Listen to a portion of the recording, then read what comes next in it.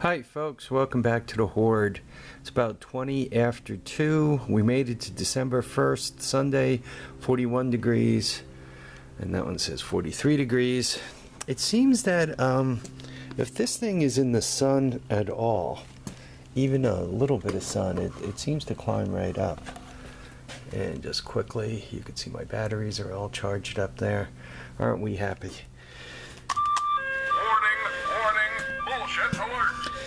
Anyway, I was asked a specific question about a military generator that I have, and I figured I'd answer the question by taking a video of it, and while I'm out here futzing around, I'll show you what else I've been doing. I gotta tell you, I've been doing a lot of crawling around on the ground. I don't know, you guys could see the blocks under there, because I really don't want to be buying tires for everything I own this winter. So I jacked that up, and rather than have the lawnmowers stick out such that the handles were here in the way, I put them underneath and buried them like that. Right, you guys could see that. And also in the front. So I got those there. The lawnmowers, they were over there by the box trailer, over by that white trailer. Right, you remember there were a couple of lawnmowers and a power washer over there. Well, the power washer moved to here by the green tent. And the two lawnmowers.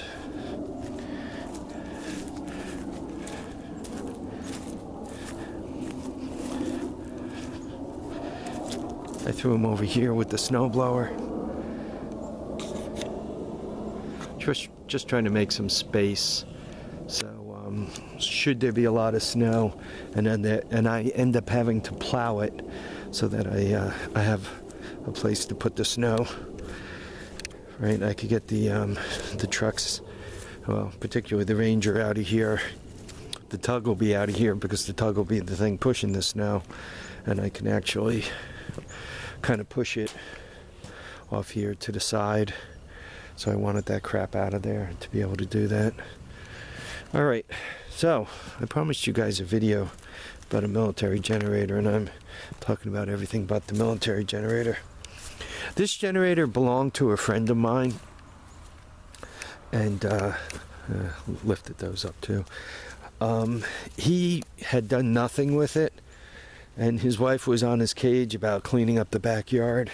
So I got the phone call, and so I got a little trailer, and we jackassed this thing up on the trailer, and brought it. I brought it here, and I unloaded it with the backhoe loader. Somebody painted it green and put that little star on it. Looks like it was yellow, obviously, before that. Some of the stuff was added, and it's not a bad thing that it was added. Oh god. The old days when you used to have to grease your water pump, you used to have to grease the bearing. That's there's a tag on it right there. I'm trying to get as much of it as possible. Let me zoom in on it.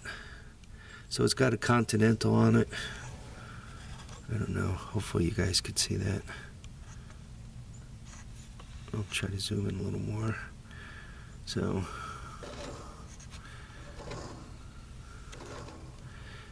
yeah, this is the closest, believe it or not, that I've looked at that tag. You can see the oil filters in the way. So this is what this side looks like. This is a guard for around the generator. Somebody just stuck it there. It's got a 4-cylinder valve in block type engine. Oh god, pain, suffering. Nice ground wire. With the size of these wires, I'm kind of assuming 6 volt. The tag on the generator itself, the alternator, is pretty wiped out.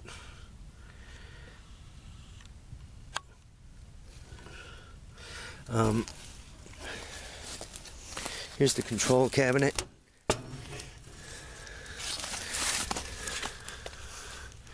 Trying to go from a distance and I'll zoom in.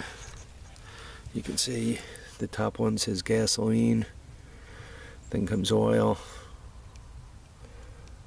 temperature, and then somebody put a cheapy temperature thing in there. These two guys are start and stop, and then it says the switch. This switch says manual start, remote start. Got a breaker here. These guys are just standoff, it appears. Got a little paper tag there. This is the first I've noticed a paper tag. It doesn't say much. Something about 2 spark plugs.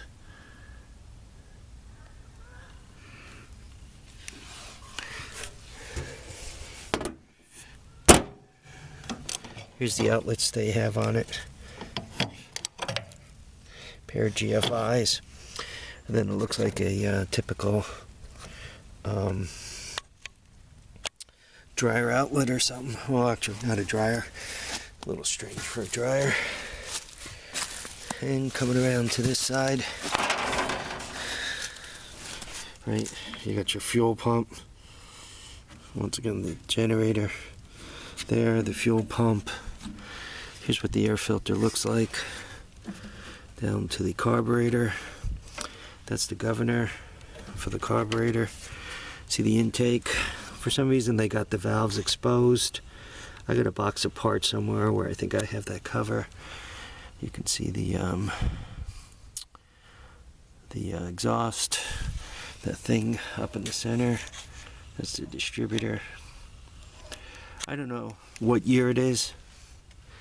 Once again, it was painted yellow. I don't see a tag on it specifically sticking off, calling to me, telling me what branch of the military it belonged to. Those old flathead Continentals, though they were popular for the Second World War, they also kept the engine around longer. A friend of mine who was in Vietnam said that he saw these there and they used them. He says they weren't exceptionally good. Just showing you the front that there's no tags. Right. I guess you could have crank started it too.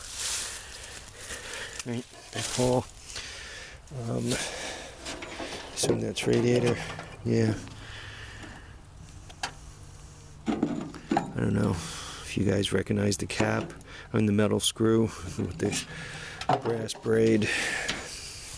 So this is the military generator for people who asked. I'm not doing anything with this, and to be honest with you, I don't think I'm going to. I'm holding off bringing it in for scrap because such a thing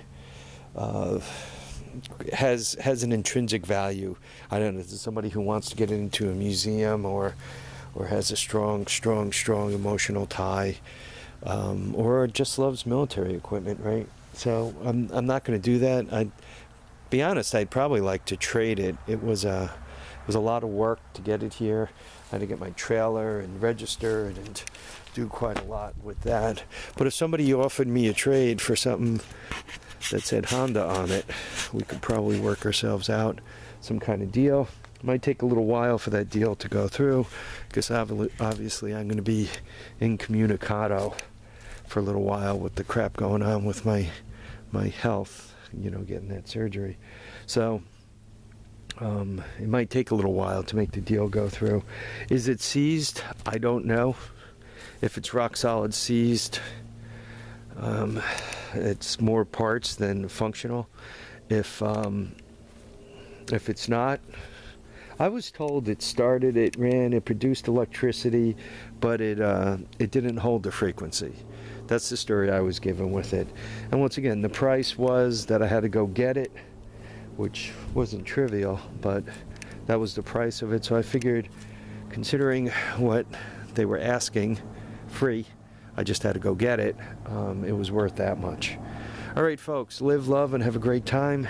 Remember, tires down, handlebars up. If you get a chance, go buy a military generator. It's good for you. Take care now.